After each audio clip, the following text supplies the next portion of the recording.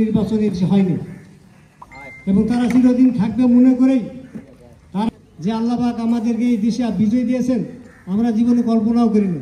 স্বাভাবিকভাবে কি আমাদের দায়িত্ব হলো যতদিন পর্যন্ত কতবার আমরা পুলিশের হাতে ধাওয়া খাচ্ছি, এক পর্যায়ে আওয়ামী সন্ত্রাসী আমাকে গ্রেফতার করে পুলিশ সফল হোক, সার্থক হোক।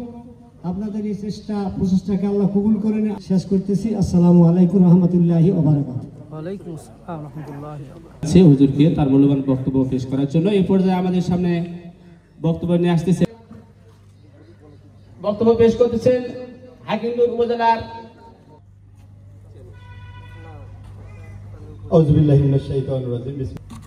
দিনাজপুর 6 আসনের বাংলাদেশ জামায়াত ইসলামের মনোনীত শুকরিয়া জানাই মহান আল্লাহ তাআলার দরবারে যেন অশেষ মেহেরবানিতে আমরা ঈদ পুনর্মিলনী অনুষ্ঠান করতে পারলাম। এই শব্দটা আরো জোরে হবে, ঈদ মোবারক। জি, সম্মানিত উপস্থিতি, আসলে কথায় প্রমাণ হচ্ছে যে আপনারা এখনো দুর্বল আছেন। কি আপনারা কি দুর্বল আছেন বলেন তো? আমাদের মার্কা আছে কোন?